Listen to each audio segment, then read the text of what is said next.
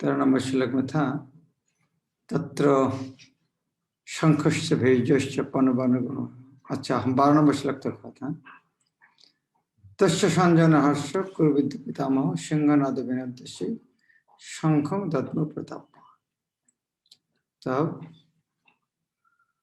दुर्योधन का मनोभाव समझकर उनका हृदय में आशा उत्पन्न करने के लिए पितामह भीष्म तो सिंह गर्जन ने किसी ध्वनि करने वाले अपने शंख को उच्च स्वर में बजाया। जब हम ये देखते हैं युद्ध घोषणा ने कौरव पक्ष ने किया, पांडव पक्ष किया नहीं। पहले भीष्मदेव ने बजाया, तो ये पांडव पक्ष ने पहले युद्ध भी उन्हें आया है, लेकिन घोषणा ने भीष्मदेव भी किया है। तथा शंखश्च भेयश्च पांडवों का अन्न को गुमुखा सहसा अचानक एवं अभ्वनंत शब्द तुमुल, तो सब एक साथ बज गया युद्ध में। शंख नागरी बिगुल तुरी तथा सिंह सहस एक साथ क्यों बजाते हैं? क्योंकि युद्ध के समय जो आदमी मृत्यु होते हैं, तो जब किसी को मृत्यु होता है, तीर लगता है, जरूर बहुत कष्ट होता है, चिल्लाते हैं। तो चिल्लाने सुनकर दूसरा को भी डर उत्पन्न हो सकता है। इसीलिए ये वाद्य यंत्र बजे ताकि सब उत्साह के साथ युद्ध करें। तो जब इस तरह हो तब कृष्ण अर्जुन उनका रथ लेकर अंदर प्रवेश किया। सफेद घोड़ा तथा श्वेत अयोयुक्त, श्वेत अर्थात श्वेत, सफेद घोड़ा, अय अर्थात हय अर्थात घोड़ा, सफेद घोड़ा, श्वेत अयोयुक्त महति संधान स्थित माधव पांडव दिव्य शंख प्रदान। यहाँ पर हर एक शब्द का अर्थ क्यों यहाँ बोलता है? यदि कोई बोलता है डॉक्टर बाबू इसका अर्थ है, डॉक्टर बाबू जो कोई बोल रहा है तो इसका तो दवाई चाहिए, नहीं डॉक्टर बाबू क्यों बोल रहा है? कोई नाम बोलने के पीछे कोई अर्थ है। तो यहाँ कृष्ण को माधव क्यों पता है? माधव बोलने का अर्थ है माँ अर्थात लक्ष्मी देवी का स्वामी, अर्थात लक्ष्मी देवी स्वामी कृष्ण, अर्थात जहां पर कृष्ण है वहां पर सौभाग्य देवी लक्ष्मी देवी है, अर्थात विजय स्वाभाविक है। पूर्वज लिखते जयस्तु पांडुपुत्रनां दिशाम पक्ष जनार्दन। जब जनार्दन कृष्ण उनके पांडु का पक्ष है और कृष्ण जब माधव है तो जरूर वो पक्ष में जय होगा ही होगा। पांचजन ऋषिकेश देवदत्तम धन, यहाँ पर श्वेत युक्त, यहाँ पर दिव्य शंख प्रदत्मतु, यहाँ पर पांडव और माधव के शंख में दिव्य शंख बताया, लेकिन दुर्योधन जब शंख बजाया उसको दिव्य शंख नाम वर्णन किया। उसके बाद पांचजन ऋषिकेश, यह शंख का नाम भी वर्णन किया।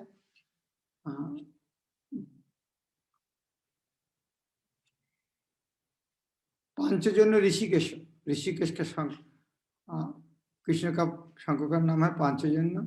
देवदत्त धनंजय, अर्जुन का शंख का देवदत्त। पांडुदत्त महाशंख भीमकर्मा विकदर, भीमकर्मा विकदर पांडु बजा उनके शंख का नाम। तो और भीम के बारे बोला है भीमकर्मा विकदर, भीमकर्मा विकदर, वृक उदर शब्द अर्थ है वृक नामक अग्नि जिसका पेट में है, अर्थात अग्नि रखने के कारण बहुत भूख लगता है। तो पूर्वज लिखते हैं केवल ज्यादा खाना नहीं, उन्हें काम भी ज्यादा कर सकते। भीमकर्मा, केवल कोई आदमी ज्यादा खाने देता है वो नहीं, भीम केवल ज्यादा खाते नहीं, उसका उनका नाम केवल विगोदर नहीं, उनका साथ भी भीमकर्मा अर्थात अति मानवीय कर्म करने वाले, उनके शंख का नाम है पांडु। यह ऋषिकेश शब्द का व्याख्या किया, ऋषिकेश का ईश्वर है। और अलग अलग नाम का आचार्य लोग ये बन क्यों अलग अलग नाम उच्चारण किया है। या मधुसूदन शब्द का अर्थ क्या है? भगवान मधु नामक दत्त का अर्थ क्या? वासुदेव भगवान का नाम क्यों? इस तरह वसुदेव का पुत्र इस वासुदेव, देवकी का पुत्र इसलिए देवकी नंदन, यशोदा का पुत्र यशोदा नंदन। इस तरह यह हम देखते हैं अर्जुन का नाम धनंजय, धन जय, जिन्होंने धन जय किया था इसीलिए धनंजय। जब राष्ट्रीय यज्ञ और मौजूदा तो धन जरूरत था, इसीलिए अर्जुन ने ये राष्ट्रीय यज्ञ के लिए बहुत धन और अर्जुन किया था। एक राजा ने उनका यज्ञ में सोने का पात्र वगैरह छोड़ के गया था, तो वहां से अर्जुन सब धन लेकर आए थे, तो इसीलिए उनका नाम धनंजय। और ब्रिकोदर है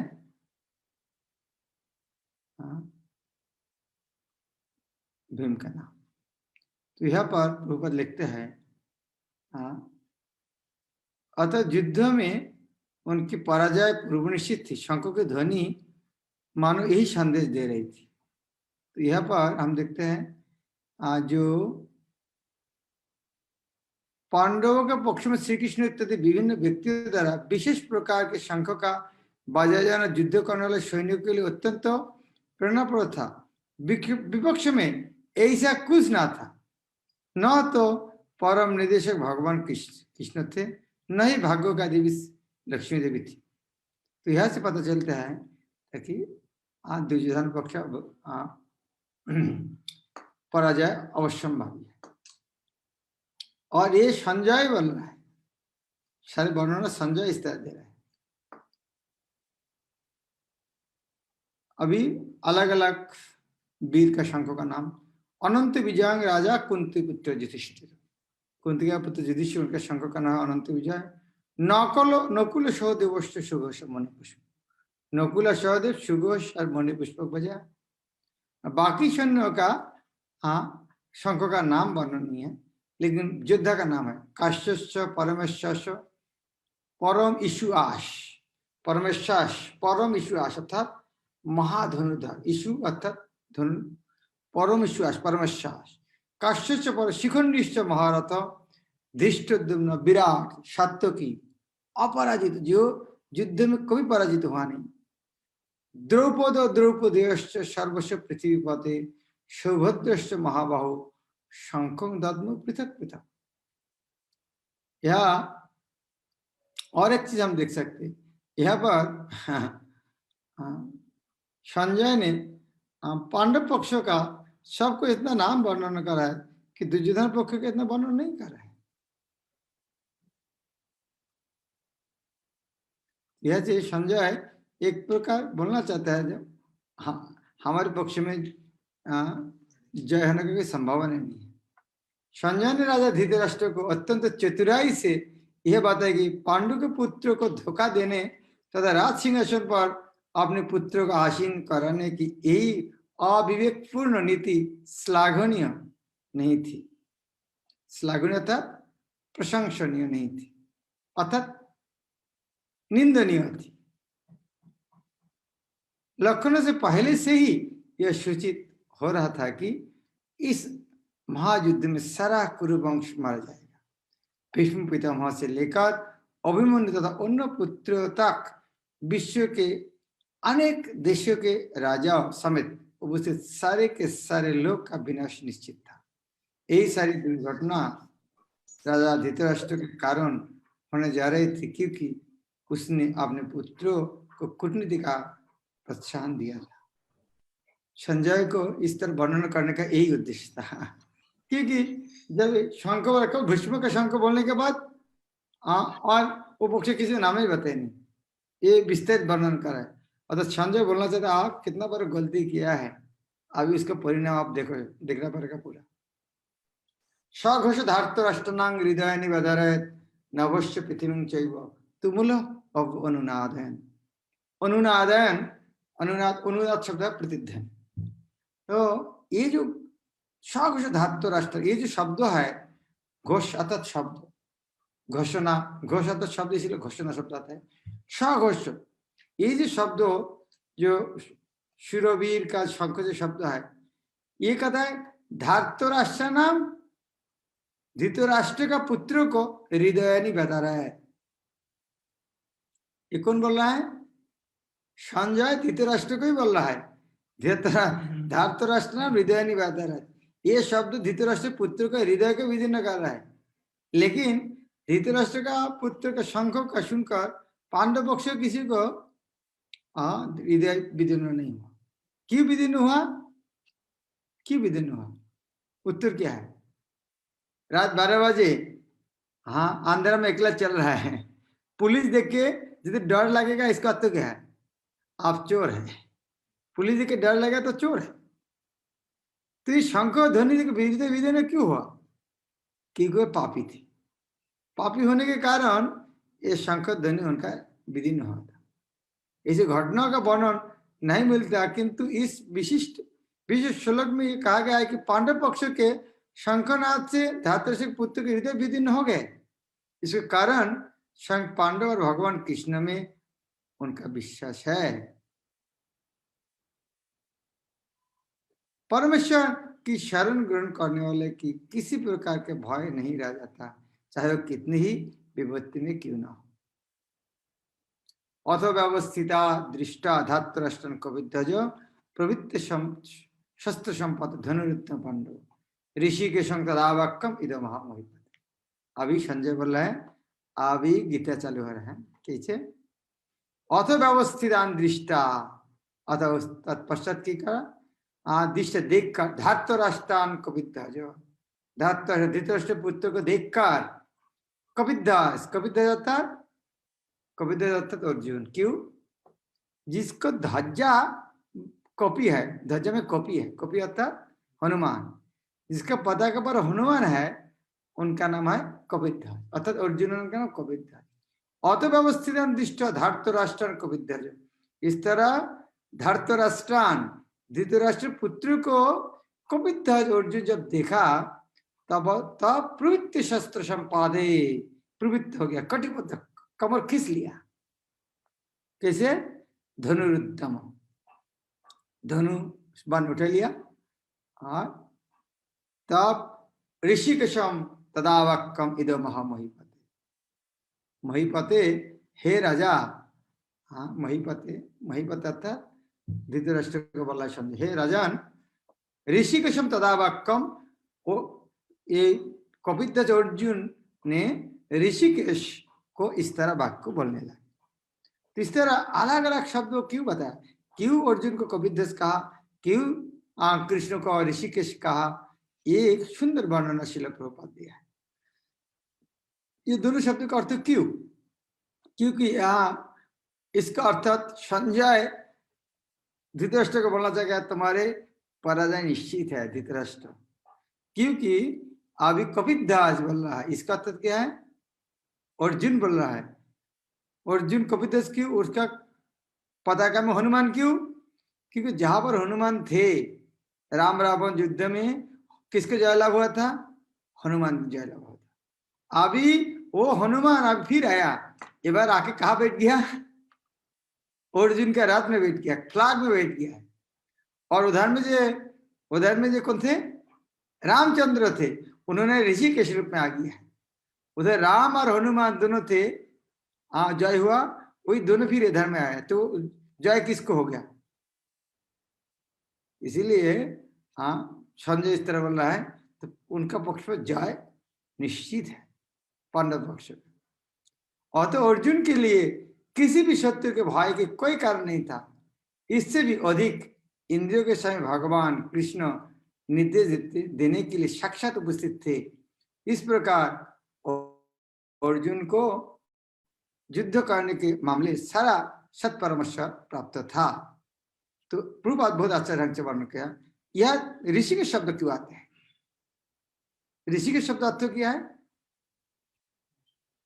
ऋषि के शब्द अर्थ है इंद्रियों के ईश्वर। ऋषि शब्द अर्थ है इंद्रिया। तो भगवान ऋषिकेश इंद्रियों के ईश्वर, इसका अर्थ क्या है? क्यों इंद्रियों के ईश्वर है? अर्थात भगवान हमारे जो इंद्रिय है उनके भी ईश्वर भगवान है। तो भगवान सबका इंद्रियों के ईश्वर है, इसीलिए ऋषिकेश है। लेकिन मुश्किल है, एक प्रश्न आ सकते, तो असुर का इंद्रियों का ईश्वर भगवान नहीं है। हाँ, उनका भी ईश्वर भगवान है, लेकिन सुनते नहीं, क्या करेंगे। इसीलिए भगवान उनके इंद्रिय चलाते नहीं। और भक्त तो क्या करते हैं, भगवान भक्त ने उनका इंद्रिय भगवान को दे दिया, आप चलाओ। इसीलिए भगवान भक्त के इंद्रिय का चालन करता है, इसीलिए भक्त का नाम, भगवान का नाम है ऋषिकेश। और ये ऋषिकेश, बहुत बार ऋषिकेश आगे भी देखेंगे। क्यों ऋषिकेश यहाँ पर, इसीलिए ऋषिकेश बताया क्योंकि अभी अर्जुन के इंद्रियों को कृष्ण ने डायरेक्ट नियंत्रण करेंगे, इसीलिए ऋषिकेश शब्द वर्णन किया है। यह ऋषिकेश शब्द को इसीलिए होता है, अब वो रामचंद्र डायरेक्ट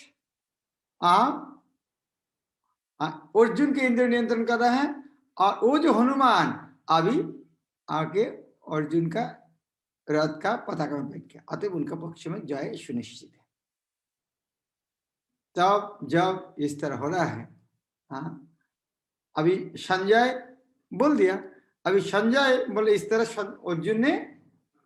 अर्जुन बोल रहा है, तो अभी अर्जुन हुआ चाहिए। अभी अर्जुन और कृष्ण का बात जो हो रहा है, ये डायरेक्ट स्पीच में, प्रत्यक्ष शब्द में संजय ने धृतराष्ट्र करा है। तो अर्जुन का पहला उवाच यह से आ रहा है 21 नंबर श्लोक। अर्जुन कह रहा है, शनैरुभयोर मध्ये रथं स्थापय में अच्युत जावत एता निरीक्षहं युद्ध कामान अवस्थिता कैर्माश युद्धं अस्मिन् रणसमुद्रे। शनैरुभयोर मध्ये, दुई सेना का बीच में, रथं स्थापय में अच्युत, रथं स्थापन, रथ को स्थापन करो, मैं अर्थात मेरे, अच्युत है, कृष्ण का नाम है अच्युत। हे अच्युत कृष्ण, मैं मेरा रथ को स्थापन कीजिए। कहां पर,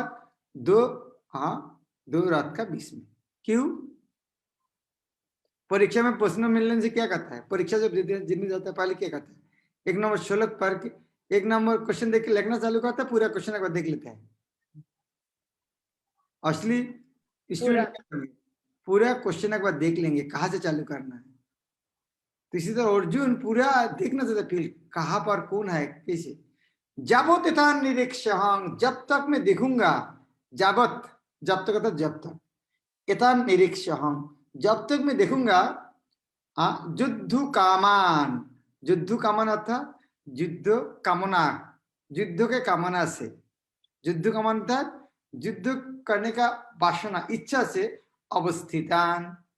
तो जो यहाँ पर आया युद्ध करने के लिए, मैं जब तक उनके लिए देखूंगा तब तक आप रथ दोनों सैन्य के बीच में रख दे। कोई माया सहयोद्धव्यम, कोई माया सहयोद्धव्यम, मुझको किसके साथ युद्ध करना होगा। कोई माया अर्थात मुझको किसको साथ सयुद्धव्यम, युद्ध करना चाहिए। अस्मिन रण समुद्र में, ये रणु समुद्र, ये झगड़ा में, ये युद्ध क्षेत्र में किसको साथ में युद्ध करना पड़ेगा। जब तक मैं देखूंगा कौन कौन आया मेरे सामने युद्ध करने के लिए, जब तक मैं देखूंगा, हे अच्युत मेरे रथ को दोनों सैन्यों का बीच में रख दीजिए। यहाँ हम देखते हैं, ये कितना आश्चर्य, यहाँ पर कृष्ण को अच्युत क्यों कहा, अच्युत क्यों कहा। प्रभुपाद ने कितना अच्छा उत्तर दिया, अच्युत कृष्ण को क्यों कहा। च्युत शब्द का अर्थ है, च्युत शब्द अर्थ क्या है,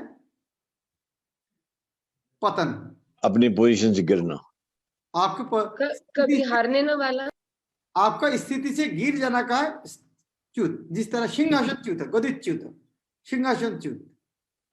तो भगवान कृष्ण हमेशा भगवान है, उनका स्थिति से कभी उन्होंने गिरते नहीं।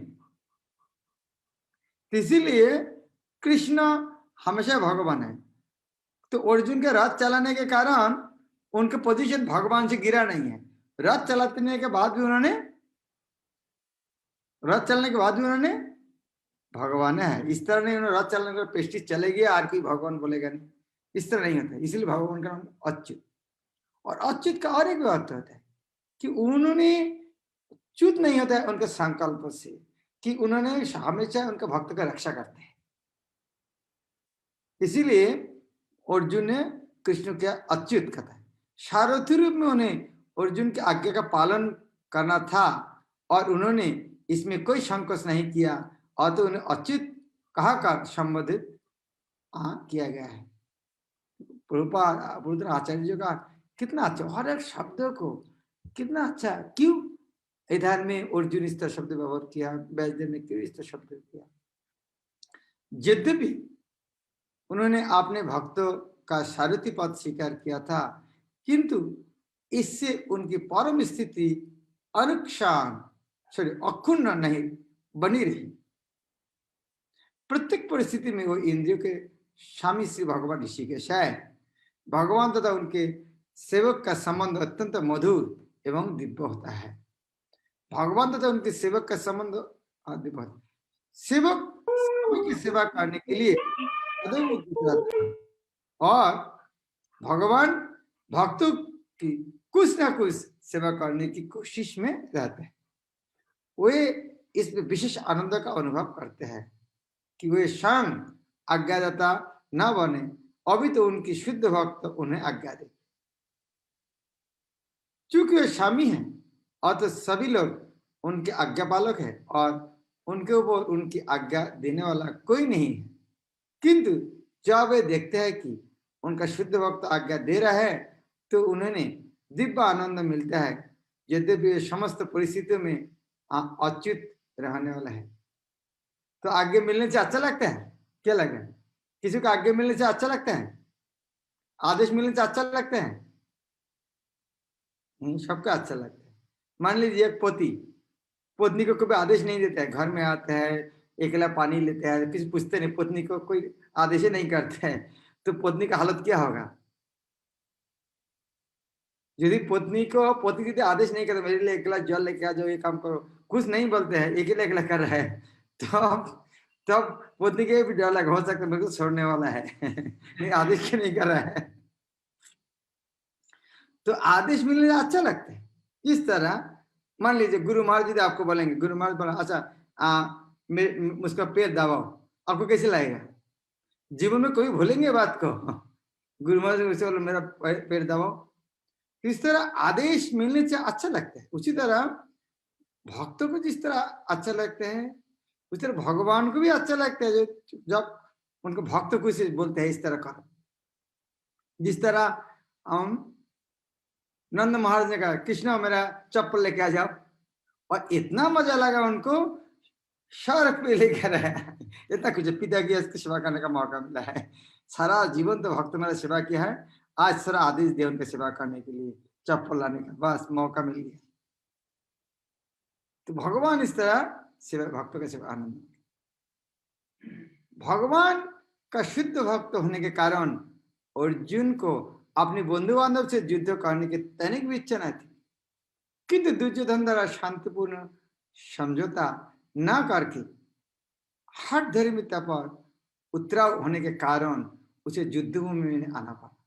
अतः वह यह जानने के लिए अत्यंत उत्सुक था कि युद्धभूमि में कौन कौन से अग्रणी व्यक्ति उपस्थित है।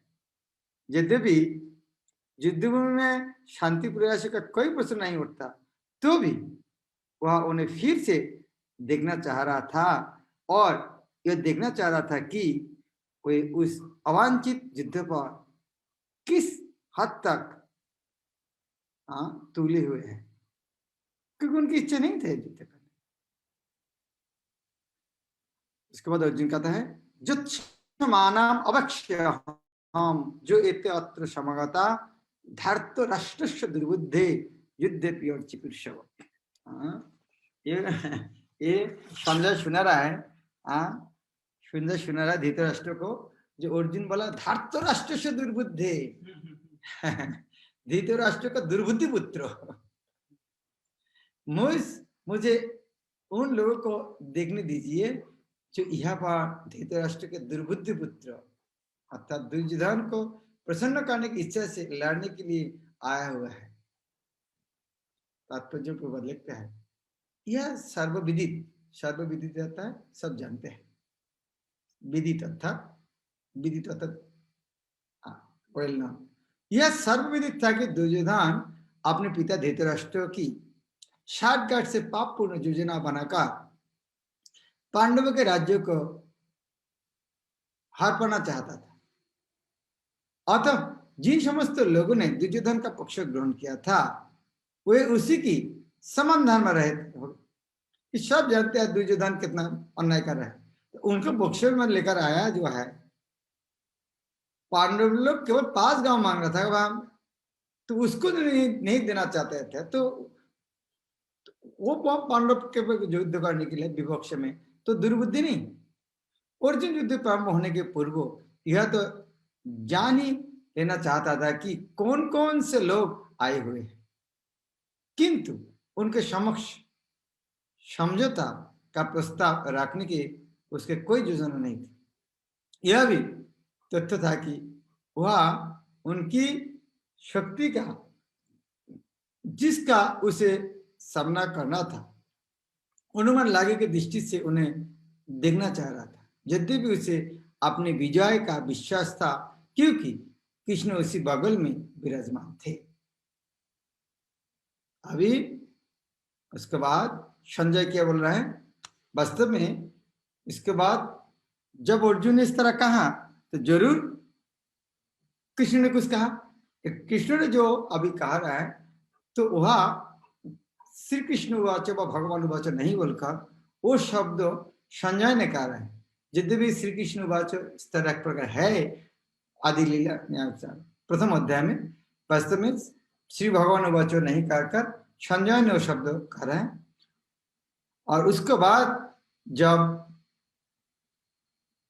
कृष्ण ये रथ समन में रखा, अर्जुन को वो देखकर युद्ध क्षेत्र में देखकर अर्जुन का मन का जो स्थिति, हाँ द्विधाद्वंद युद्ध नहीं करना चाहता है, क्यों युद्ध नहीं करना चाहता है, तो वो हम काल से श्रवण करें। हरे कृष्ण।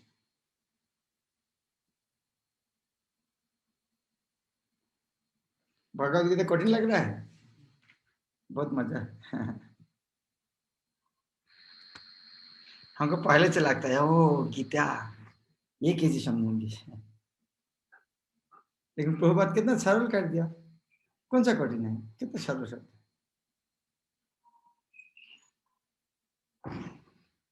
ओके, लगता है किसी को कोई प्रश्न नहीं। इसका कहता है जलवत तरलम, जल की तरह तरल है। ओके, किशोरी माता जी।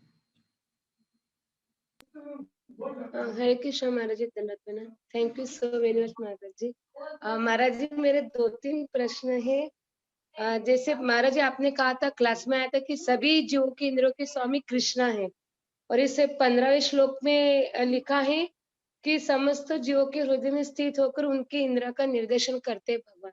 अगर जीव कोई गलत वगैरह काम कर रहा है तो निर्देशन तो भगवान ही दे रहे हैं ना, तो फिर उसका वो जीवों को वो क्यों भुगतना पड़ता है गलत काम जो कर रहा है? आप नित्यानंद को निर्देश देते हैं तो वो कभी कभी गलत करते हैं, तो क्या आपका दोष कि नित्यानंद का दोष? नित्यानंद का। तो आप तो गाइड करते हैं, फिर वो गलती क्यों करते हैं कि जब आपको बात नहीं सुनते हो तब उनका गलती है। अब तो अच्छा हमेशा अच्छा जाता है, लेकिन सुनते नहीं कभी कभी, क्या करेंगे? उसी तरह बात सॉरी महाराज जी, दूसरा यह था मधु नामक असुर का आया था, तो मधु नामक वो हमारे अंदर कौन से अनुता को प्रतीक करता है मधु असुर? इस तरह अंदर में इस तरह मीनिंग करना जरूरत नहीं।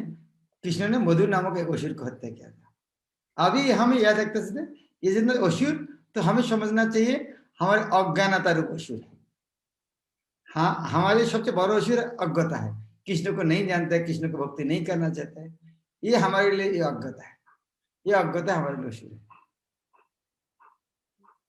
और महाराज एक लास्ट, ये 15, 16, 17 जो 3 इन 16, 17, 18 का वो है, धृतराष्ट्र को सब कुछ होने के बावजूद भी उनको पता था कि लड़ाई होने वाली, दोनों पार्टी के लोग बनने वाले, उनका भी इधर का भी, फिर भी वो बात मानने को तैयार नहीं, क्यों नहीं थे? इससे मुझे क्या शिक्षा ले सकते? थोड़ा सा वो गलत फीलिंग आ रही उनकी। उसे दुर्योधन का कहता नहीं, हमारे साथ बहुत बार हुआ है इस तरह। हम समझते हैं ये गलत है, फिर भी छोड़ते नहीं, जीत इतना ज्यादा नहीं करना है। दुर्योधन के साथ तो एक बार हुआ है, हमारे साथ जीवन में बहुत बार हुआ है इस तरह। हम जानते हैं गलत है, फिर भी नहीं करना है पड़ेगा। तो यह हमें सीखना चाहिए। दुर्योधन जीवन में एक बार गलत किया है, हमारे साथ तो बहुत हुआ है, आगे भी बहुत होगा, इसीलिए उस तरह नहीं करना चाहिए। जिस तरह दुर्योधन को गाली दे रहे हैं, हमको भी गाली देंगे आदमी बाद में। ठीक है, जयेश। हरे कृष्ण महाराज, धन्यवाद प्रणाम। महाराज, मेरा एक प्रश्न था कि जब जैसे अर्जुन ने भगवान को कहा कि उनके रथ को दोनों सेना के बीच में रखने के लिए, तो जिस समय भगवत गीता का प्रवचन हो रहा था उस समय मतलब जो दोनों पक्षों के सैनिक थे वो लोग भी भगवत गीता को सुन रहे थे, या फिर मतलब वो उनकी क्या स्थिति थी उस समय? हाँ। तो ये भगवत गीता हम भी सुन रहे हैं ना, सबके सेम रियलाइजेशन होगा क्या? क्या लग रहा है? आप स्कूल में जो पढ़ाई किया है, प्राइमरी स्कूल में जो सब पढ़ के सब हाई स्कूल में आया, एक ही टीचर ने तो पढ़ाया, सब तो हाई स्कूल गया नहीं। जो हाई स्कूल में जिसके साथ पढ़ा है सब कॉलेज तक आया, वो एक ही टीचर तो पढ़ाया था, नहीं आया। उसको आपको शायद बहुत फ्रेंड इस्कॉन में आया, सब इस्कॉन में ज्वाइन किया भक्तवाना, वो तो किया नहीं, आप किया। उसी तरह गीता सबको बस सबको सामने में किसी ने कहा है उपदेश, लेकिन दुर्भाग्य है अभी भी हम देख सकते हैं, हम सुन रहे हैं, हमारे साथ में और बहुत भक्त हमारे सामने में, हाँ भगवत धाम चला जाएगा, हम यह पर रहेंगे। थैंक यू महाराज। हरे नहीं पर रहना चाहिए। ओके, चंद्रकांत।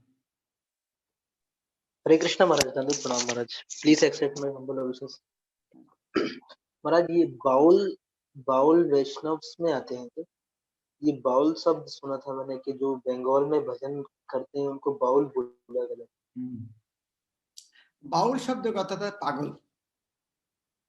वास्तव में जो कृष्ण के प्रेम से पागल होता है उसको बाउल बोलते हैं, लेकिन उसका जिस तरह बाबाजी शब्द है, बाबाजी शब्द अर्थ क्या, परमहंस सर्वश्रेष्ठ है, लेकिन वो सम्मान अभी सब उस तरह बाबाजी मान गया और बाबाजी का नाम बदमाशी कर रहा है।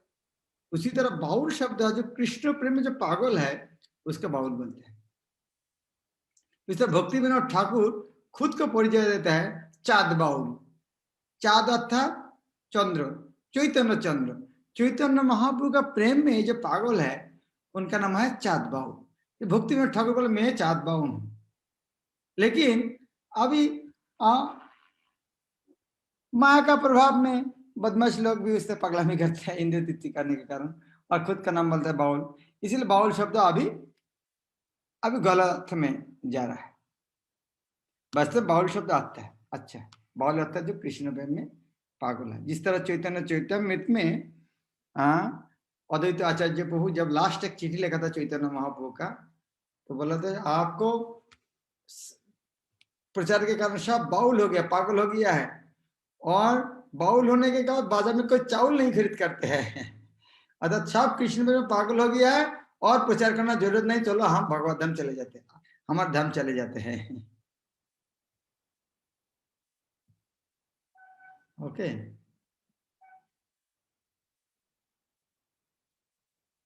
कीर्तिदा। हरे कृष्णा महाराज, दंडवत प्रणाम। महाराज, मेरा क्वेश्चन था कि गुरुद्रोण का पुत्र अश्वत्थामा का क्या मृत्यु हुआ था या वो अभी भी जीवित है? श्री कृष्ण ने क्या कोई श्राप दिया था अश्वत्थामा को कि वो जीवित रहेगी, कभी भी उसकी मृत्यु नहीं होगा? हाँ, अभी भी अश्वत्थामा का मृत्यु नहीं हुआ था। आप अभी भी जीवित है वे? हाँ जीवित है।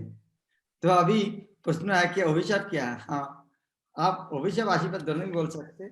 एक बार गुरु महाराज को बोला, एक भक्त गुरु महाराज आप 100 साल जीवित रहेंगे। गुरु महाराज बोला क्या तुम आशीर्वाद दे रहे हो, अभिशाप दे रहा है? तो ये दुनिया में ज्यादा दिन जिंदा रहना तो अभिशाप है बहुत ही जगत में। थैंक यू महाराज। हरे कृष्णा। हरे कृष्णा। वंदना माता जी। हरे कृष्ण महाराज, धन्यवाद। थैंक यू सो मच महाराज। अभी तक पढ़ी थी भगवत गीता तो इतना समझ नहीं आया था, बट आपके साथ बहुत अच्छे से समझ आ रहा। मेरा क्वेश्चन है, अभी आपने बताया कि जब संजय बोलते हैं कि द्रोणाचार्य और इवन इसका अपने अभिमन्यु का भी वध वहाँ पे मृत्यु हो जाएगी, तो अभिमन्यु तो भगवान का भक्त था ना, फिर भी भगवान ने उनको मृत्यु दे दी। उसमें है अभिमन्यु तो भगवान का भक्त है तो उनकी मृत्यु की हुआ, भगवान उनको जल्दी जल्दी भगवत धाम में लेके जाना चाहते हैं। बोले ये लोग इसको जल्दी जल्दी लेकर, मैं ज्यादा प्रेम करता हूँ, ये धाम में ज्यादा क्यों रहेंगे, मैं जल्दी जल्दी लेके जाना चाहता हूँ। और बहुत सारे कारण है, और एक कारण है इसके कारण अर्जुन का क्रोध बढ़ाना है। मित्र अर्जुन ज्यादा क्रोध और युद्ध जल्दी जल्दी खत्म कर दिया। अभिमन्यु नहीं मरते थे तो अर्जुन इतना क्रोधित नहीं होते थे। भगवान का आयोजन है, एक दिन तो दो दिन बाद तो शत्रु मारना ही है। लेकिन अभिमन्यु का मृत्यु कितना ग्लोरियस था, 7 भक्तों ने उनको और उन्होंने 7 वीर है। अब कल्पना करते कितना बार वीर है, और 16 साल का बच्चा है, उसको शत्रु का अंदर में घुसा, वही तो उनका जय है। मृत्यु उनका तो जय है, पराजय नहीं है। और वो भी एक 16 साल के बच्चे को द्रोणाचार्य के द्वारा 7 जनरल 7 दिख से आक्रमण किया, तो इस तरह उनको मृत्यु भी एक प्रकार जय है। वास्तव में ये अभिमन्यु का कृतित्व देने के लिए भगवान ने इस तरह लिया किया। Thank you Maharaj, thank you so much. Hare Krishna. Mukund Murari. धन्यवाद प्रणाम महाराज। हरे कृष्ण महाराज। अभी जैसे वो आप अभी बता रहे थे कि कहने के बाद में भी धृतराष्ट्र इसकी जो प्रश्न का चर्चा कर रहे थे कि वो फिर भी ऐसा हुआ, दुर्योधन को मालूम था ये भगवान है, और भी बहुत सारे लोग थे जो जानते थे भगवान है, लेकिन they can't control their desire.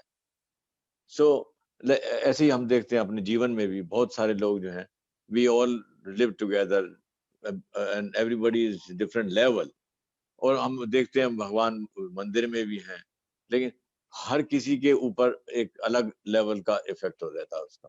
सो उसको कैसे समझा जाए कि उस रजतम भाव जो है वो उसको अभी कंट्रोल नहीं कर पा रहा है, इसके कारण से उसके इच्छाएं अभी वैसी ही हैं, पाप करने की कहें या डिजायर पूरी करने की कहें। और एक तरफ से जो है ये शाम अंतगतम पापम, तो पाप अंतगतम पापम का कैसे होगा वो फिर? वास्तव में मेरा प्रश्न महाराज समझ में आ गया। You understood what I'm trying to ask. हाँ, वास्तव में दूसरा को देखना जरूरत नहीं है, खुद को हम देख सकते हैं। हम इतना कुछ सुना है, हाँ, इतना कुछ सुना है, इतना सुन रहा है, पूर्वत को पुस्तक पढ़ा है कि हमारे कितना परिवर्तन हुआ है। हाँ, but why this is not happening then? हाँ, वो हमारे ऊपर है। अभी गुरु महाराज का उपदेश जितना सीरियसली ग्रहण करेंगे उतना ही फल होगा, तो दूसरा को पीछे नहीं। हाँ, ये वो एप्लीकेशन हमारे लिए कर सकते हैं। अभी जितना सीरियसली हम ग्रहण करेंगे उतना सीरियसली हमको मिलेगा, आज से मिलेगा, अभी से मिलेगा। करेक्ट, बिल्कुल ठीक बात है। पर why can't we control it then? Why like we know it is wrong. जैसे अभी आपने बताया था कि हम तो रोज गलती करते हैं, जानते हैं लेकिन गलती कर रहे हैं, तो why can't we control it? हाँ, 2 कारण हो सकते हैं, भगवान का दोष नहीं, हमारा दोष है। हाँ, डेफिनेटली हमारा दोष, हम तो जानते हैं भगवान है, जानते हैं भगवान।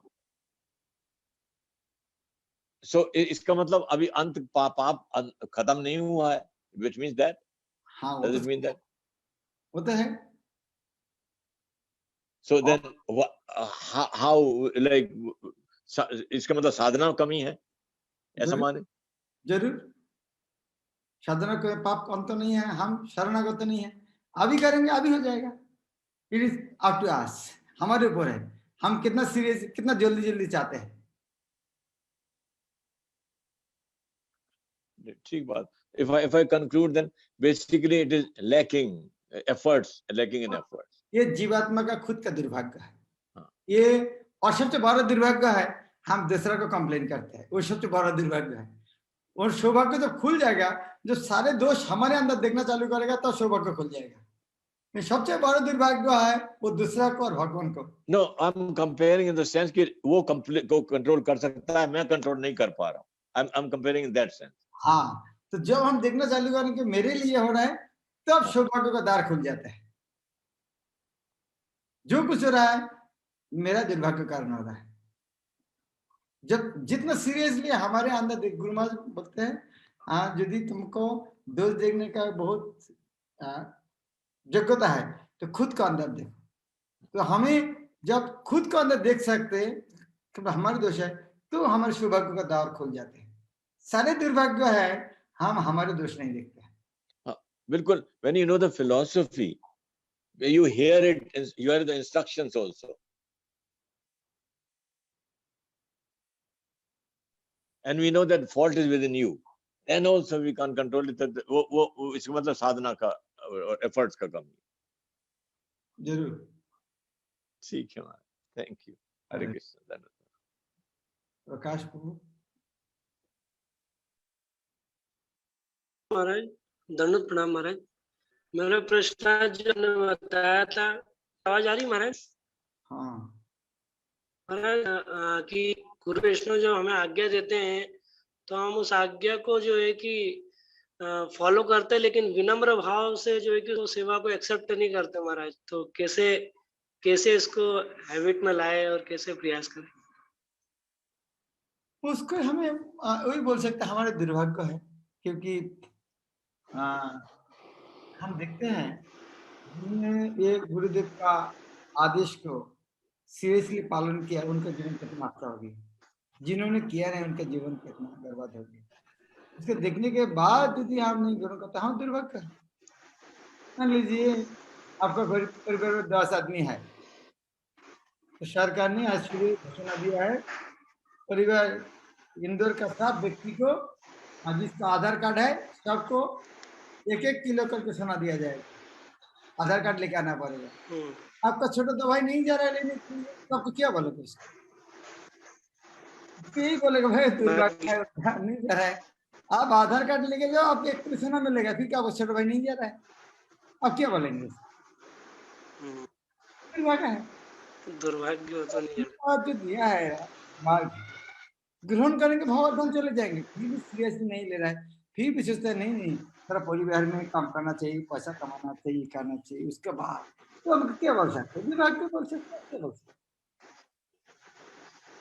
भगवान बोलते हैं तुम मेरे लिए करो, मैं तुम्हारे परिवार को मैं देखूंगा। लेकिन भगवान आप पता नहीं मेरा परिवार देखोगे नहीं देखोगे, थोड़ा मैं देख लूंगा, बाद में मैं आपको धन्यवाद करूंगा। कुछ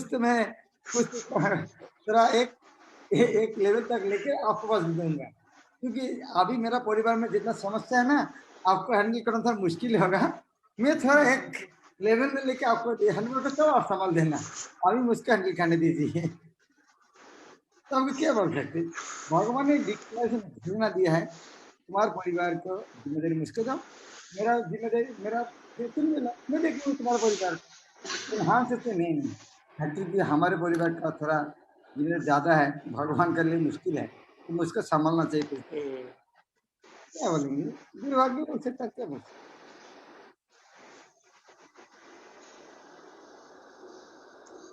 थैंक यू। ठीक है। यस हरे भगवद गीता यथारूप की। हरे कृष्णा महाराज, दंडवत प्रणाम। हरे कृष्णा महाराज, हरे कृष्णा महाराज, हरे कृष्णा महाराज, दंडवत प्रणाम।